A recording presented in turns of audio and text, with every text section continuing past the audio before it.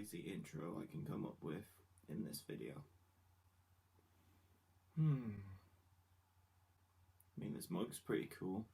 I mean, it's Jack Skellington of Nightmare Before Christmas. That's pretty cool. Yeah, I'll just drink my coffee.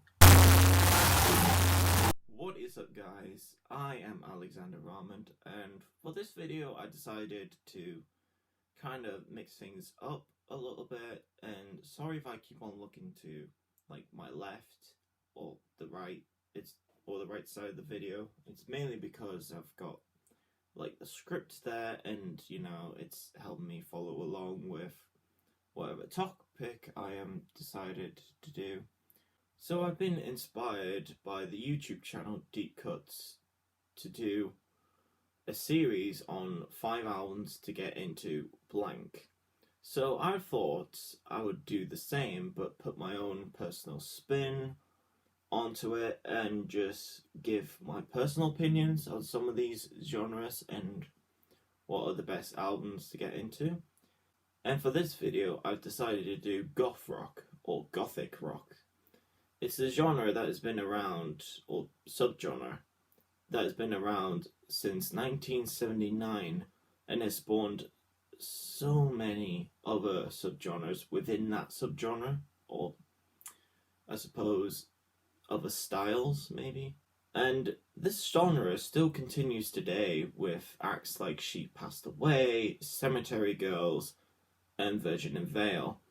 Now this genre is kind of hard to categorize, considering that there's so many styles in this subgenre that ranges from dark wave to death rock, and for the purpose of this video I'll include everything together almost.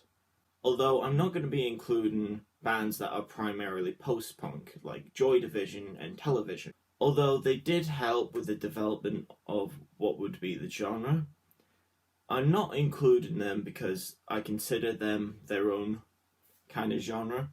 And not only that, but I would quite like to do a post-punk video at some point, which I'll include these bands. But however, for this list, I will include post-punk bands that kind of overlap with goth rock.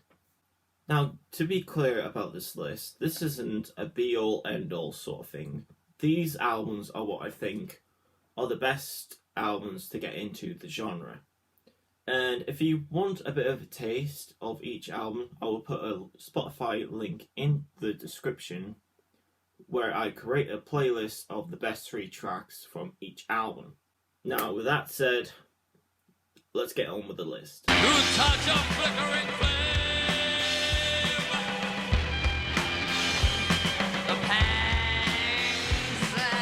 So, if you've seen my Bauhaus worst to best video, you will be horribly confused to why I put In the Flat Field on the list, considering that I ranked the other albums higher.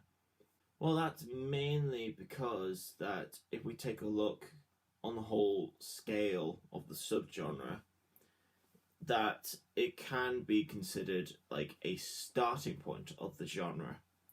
And for me, a lot more people seem to be like very influenced by In the Flat Field than compared to something like The Sky's Gone Out or Mask. So this album takes a lot of key influences from Joy Division's Unknown Pleasures and kind of edge them in to their own sounds with like the very reverb heavy guitars, reverb heavy vocals, creepy and paranoia lyrics, as well as sadness, creepy bass lines, and fast or spacious drumming. This is kind of like the starting point of the genre. Then compared to like Mask or The Sky's Gone Out, where yes, while they developed that sound as the genre went on, I feel like if you're just getting into this subgenre, I think In the Flat Field is a better place to start out with the whole genre, considering that it is one of the first goth rock records of the genre.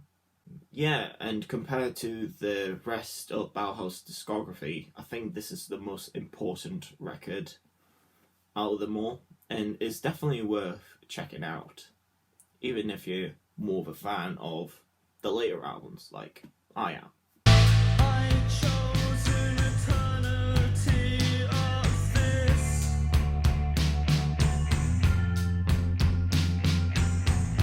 Like falling angels.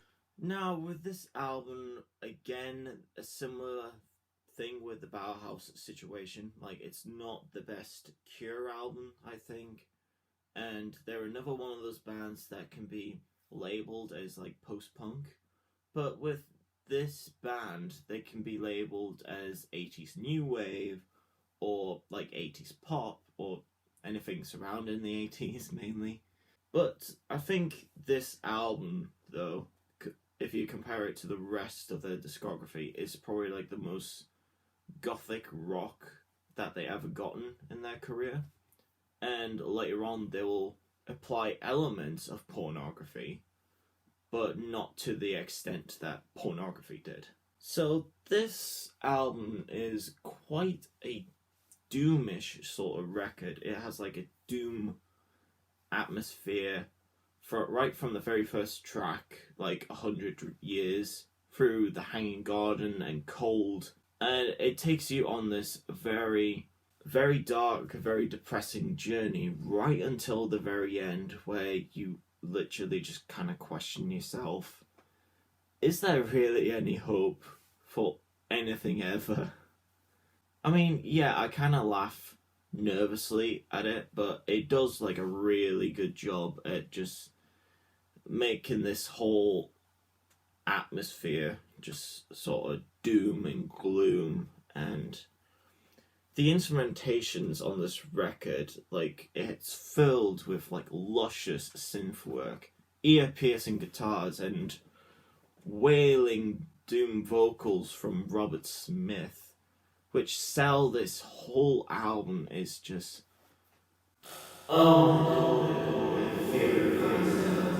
while I think Disintegration is a way better album compared to Pornography, but for the sake of this list, I think the Gothic Rock label kind of applies to Pornography more than it does Disintegration.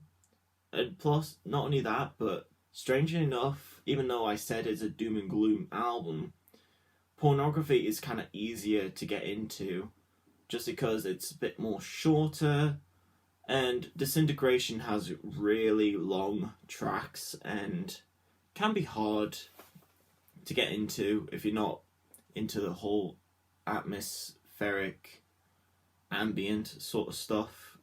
Either way, they're both really good albums, but for the sake of this list, I put Pornography here. And no, I checked, there's no pornography in this album. Although it does really make love to your ears, though.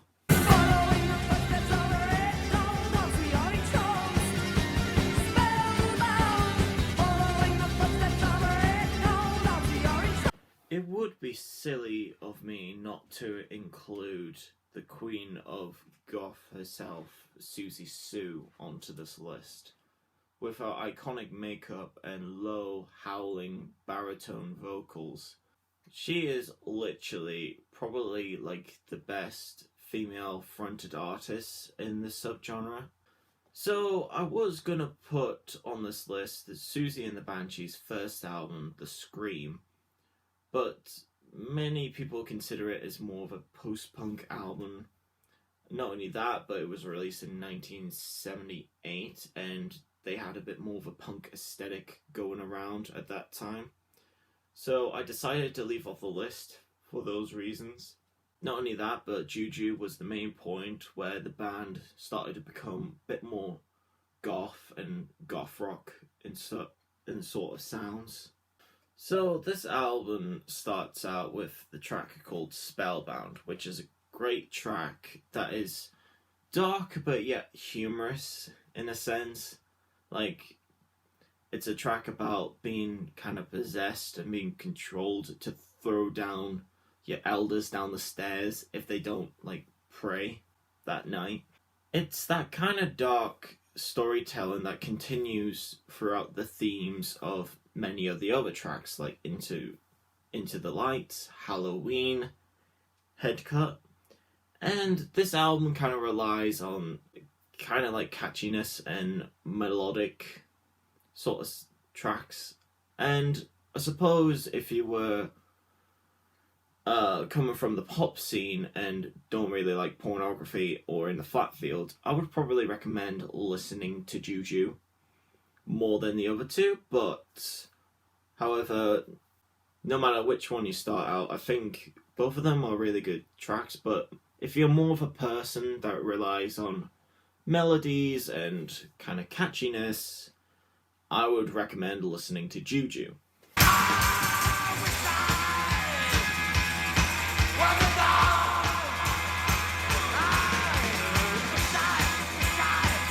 So, if you want something that relies more on the electronic side of things and want to get more into dark wave, then I think this album is a really good place to start off with.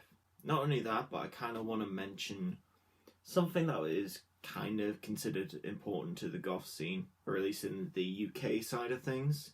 This band, Alien Sex Fiend, was one of the bands that came out of the nightclub scene in London known as the Batcave, which that club is home for many acts like Specimen, Meat of Youth, Sex Beat, but you also got bands like I've already mentioned, like Bauhaus, The Cure, Siouxsie and the Banshees, as well as others like The Damned and Sex Gang Children, that were known to be playing in this club sometimes. And funny enough, unlike some bands that are home to the Batcave, Alien Sex Fiend still continues to like grow even to this day, even when the Batcave got shut down in 1985. I think the reason that they're still going is primarily because of their danceable but yet horrifying sounds and almost industrial like mood and tone.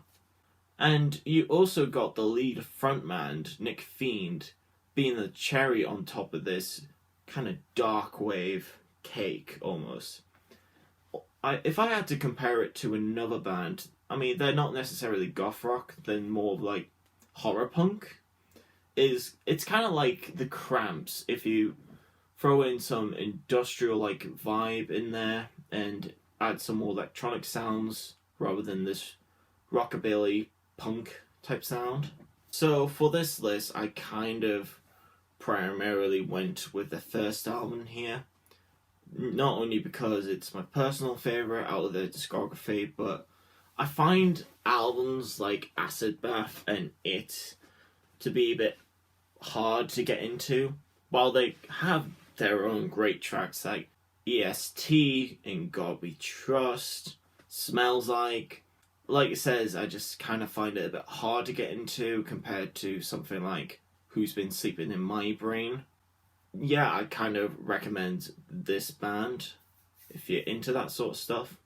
But if you also want to learn a bit more about the Batcave, I recommend checking out the Gothcast YouTube video on the Batcave, which is absolutely great. I absolutely learned so much out of that video.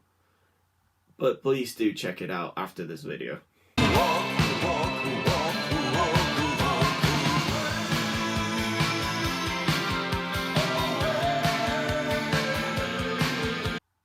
Now again, like the Siouxsie Sue bit of the list, it would be silly not to include the Sisters of Mercy as well, considering that they pretty much laid out the groundworks to what a modern goth rock band should pretty much sound like.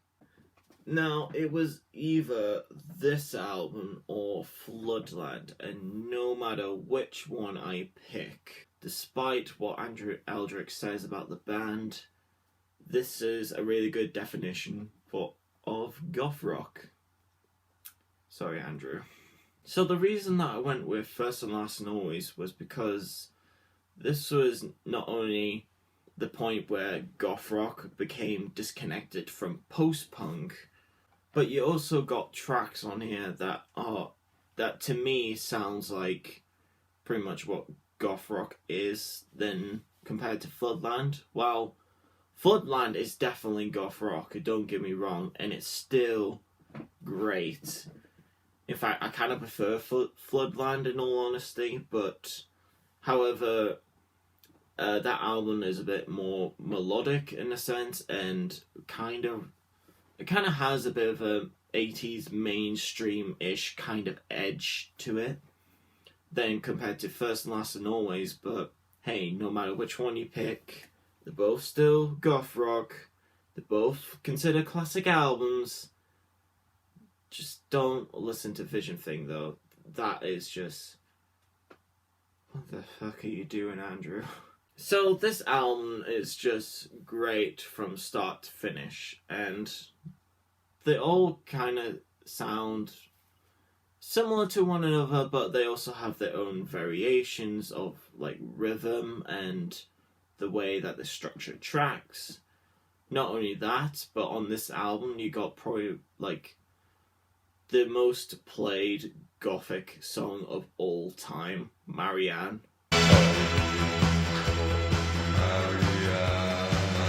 I am such a fabulous dancer. Yeah, it's just such a classic album, and not only that, but you got like people like Wayne Hussey, for instance, on the first album, which later he formed another goth rock band called The Mission, which I also recommend checking out, God's Own Medicine. And yeah, this is just such a classic album. Go check it out. Anyways, I hope you guys really enjoyed this video. I hope it wasn't too rambly and that you guys kind of get a lot of the points across. And not only that, but if you're new to this channel, why not give it a like, hit subscribe and all that. But I hope this list helped you into getting to this genre. Alright, people, take care. Peace. That was probably the most hippie-ish thing I ever done in these videos. God.